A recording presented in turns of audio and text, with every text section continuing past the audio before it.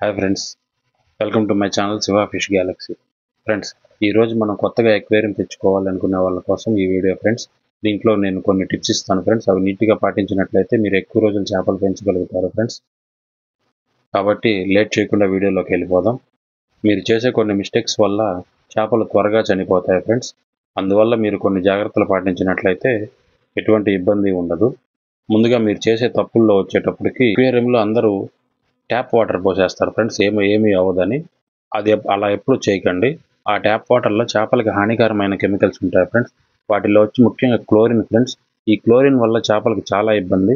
అందువల్ల డైరెక్ట్గా tap water ఎప్పుడు పోయకండి ఫ్రెండ్స్. ఆ వాటర్లో క్లోరిన్ పోవాలి అంటే మార్కెట్లో చాలా కంపెనీల వాటర్ కండిషనర్స్ దొరుకుతాయి ఫ్రెండ్స్.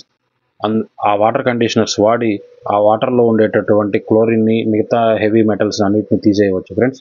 కాబట్టి మీరు ఎప్పుడైనా అక్వేరియంలో వాటర్ని చేంజ్ చేసినప్పుడు కానీ, వాటర్ ఫిల్ చేసినప్పుడు కానీ ఈ వాటర్ కండిషనర్ని వాడడం చాలా మంచిది ఫ్రెండ్స్. దీనివల్ల చేపలకి బెనిఫిషియల్ బ్యాక్టీరియా అనేది డెవలప్ అయ్యి చేపలు ఆరోగ్యంగా ఉంటాయి ఫ్రెండ్స్. అందరూ రెగ్యులర్గా చేసే ఇంకో కామన్ మిస్టేక్ వచ్చేటప్పటికి ఇంట్లో అక్వేరియం సెట్ చేసిన వెంటనే దాంట్లో వాటర్ పోసేసి వెంటనే ఫిషెస్ వేసేస్తారు ఫ్రెండ్స్. అలా ఎప్పుడు చేయకండి.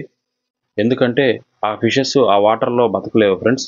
ముందుగా వాటర్ అనేది సైకిల్ అవ్వాలి ఫ్రెండ్స్. సైకిల్ అవ్వాలి అంటే ఇంచుమించు వాటర్ ఎక్వేరియంలో పోసిన తర్వాత మినిమం 2 వీక్స్ నుంచి 4 వీక్స్ ఆ వాటర్ని అలాగే వదిలేయాలి ఫ్రెండ్స్.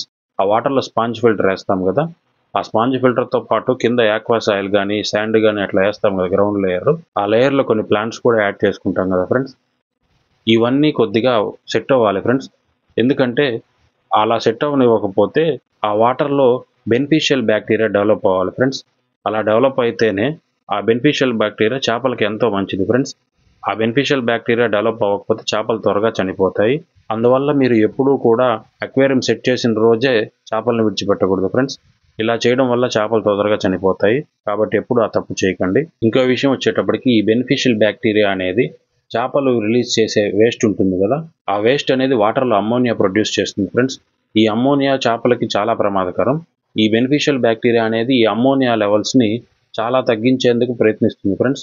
అందువల్ల అక్వేరియంలో ఎప్పుడు కూడా బెనిఫిషియల్ బ్యాక్టీరియా అనేది డెవలప్ అయి ఉండాలి. దానికోసం మనం తగిన జాగ్రత్తలు తీసుకుంటే చాలా మంచిది. ఇంకో ముఖ్యమైన టిప్ వచ్చేటప్పటికి అక్వేరియంలో ఎప్పుడు మనం థర్మామీటర్ మెయింటైన్ చేయాలి ఫ్రెండ్స్. ఈ థర్మామీటర్ అనేది అక్వేరియంలో ఉండే వాటర్ యొక్క టెంపరేచర్ తెలియజేస్తుంది ఫ్రెండ్స్. ఎందుకంటే మన అక్వేరియంలో ఉండే చేపలకి టెంపరేచర్ అనేది చాలా అవసరం ఫ్రెండ్స్. ఈ సరైన టెంపరేచర్ అనేది లేకపోతే చేపల యొక్క ఇమ్యూనిటీ సిస్టమ్, ఇంకా మెటబాలిజం, డైజెషన్ ఇవన్నీ సరిగా జరగవు ఫ్రెండ్స్.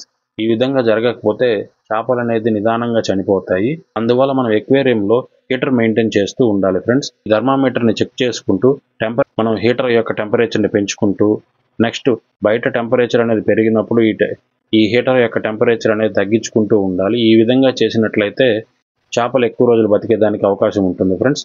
కాబట్టి అక్వేరియంలో ఎప్పుడు స్టేబుల్ అయిన టెంపరేచర్ మెయింటైన్ చేయాలి. ఇంకో ముఖ్యమైన టిప్ వచ్చేటప్పటికి ఇన్కంపాటబుల్ ఫిషెస్ ఫ్రెండ్స్. అంటే మన అక్వేరియంలో చేపలు వేసే ముందు అవి ఆ మిగతా చేపలతోటి ఎట్లా ఉంటాయో అనే విషయాన్ని తెలుసుకొని మరీ వేయాలి ఫ్రెండ్స్.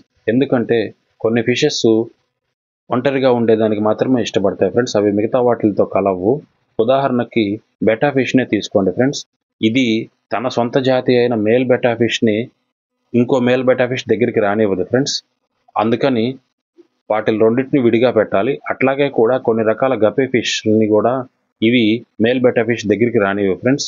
అందువల్ల మనం అక్వేరియంలో ఫిషెస్ని యాడ్ చేసేటప్పుడు వాటి యొక్క స్వభావాలు తెలుసుకొని మనం అక్వేరియంలో ఫిషెస్ని యాడ్ చేసుకోవడం మంచిది friends. Thanks for watching friends. ఈ వీడియో నచ్చినట్లయితే ఒక లైక్ చేసి సబ్స్క్రైబ్ చేయొచ్చు కదా.